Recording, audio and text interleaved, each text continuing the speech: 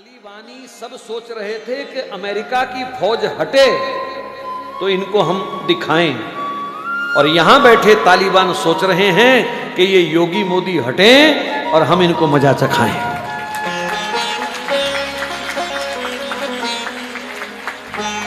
और अगर तुमने इनको खो दिया तो फिर अगले 50 साल तक, जब तक हमारी जिंदगी, मैंने इसलिए 50 बोला, जो बैठे हैं कोई 50 जिएगा, कोई 20 जिएगा, कोई 10 जिएगा, भगवान के हाथ है। वो तो सिवाय रोने के हमारे पास कुछ नहीं होगा, हाथ मल मल करके छाती पीटने के सिवाय हमारे पास कुछ नहीं होगा।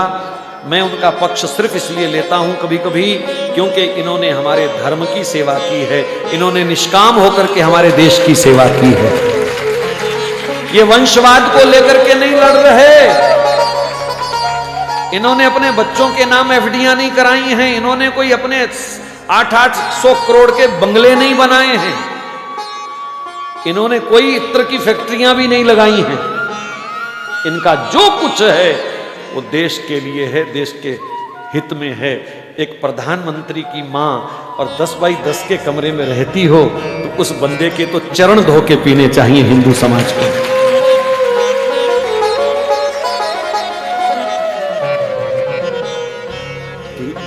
ये देश त्याग का पुजारी है और इस त्याग को भी पूजना पड़ेगा।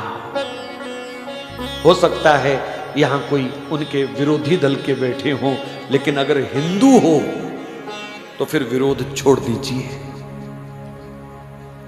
बनता ही नहीं है विरोध करना भैया, किसी भी एंगल से विरोध बनता ही नहीं है। वर्तमान समय तो कहता है एकजुट होकर के आंख बंद करके समर्थन करो। बस जो मेरे देश के साथ खड़ा है, जो मेरे धर्म के साथ खड़ा है, जो रामकृष्ण के साथ खड़ा है, जो गाय माता के साथ खड़ा है, हमको उसी के साथ खड़े होना है। बस बात खत्म।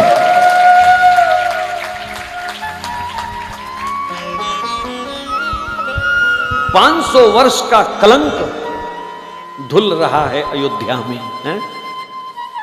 और फिर भी हम दूसरा कोई चिंतन दिमाग में लाएं तो ये बदकिस्मती के सिवाय और कुछ नहीं है। ये देश राम का है, ये परिवेश राम का है, और जो राम का सम्मान करे उनका सम्मान हमको करना ही चाहिए हर हालत में। कोई दूसरी राय नहीं है, बात खत्म। देश सुरक्षित है इन हाथों में और इन्हीं हाथों में रहना चाहिए, बात खत्म। बस हम तो एक ही प्रार्थना कर रहे हैं कि जब चाय वाला जाए तो गाय वाला आए, बस।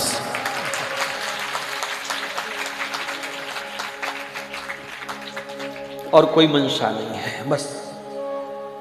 ये परमात्मा ऐसी विभूतियों को कभी कभी कृपा करके भेजता है। धनुष बाण लेके स्वयं वो बहुत इमरजेंसी में आता है, अपनी विभूतियों को वो भेजता है।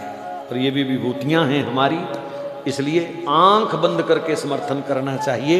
ये मेरा आपको व्यक्तिगत सुझाव है, बस, और कुछ नहीं है। ये व्यक्तिगत सुझाव है। देश विदेश में बहुत लोग कथा को सुन रहे हैं, लाइव भी सुन रहे हैं, बाद में भी सुनेंगे। मैं सबको प्रार्थना कर रहा हूं कम से कम अपना हित पहचानने की आदत डाल लो अब।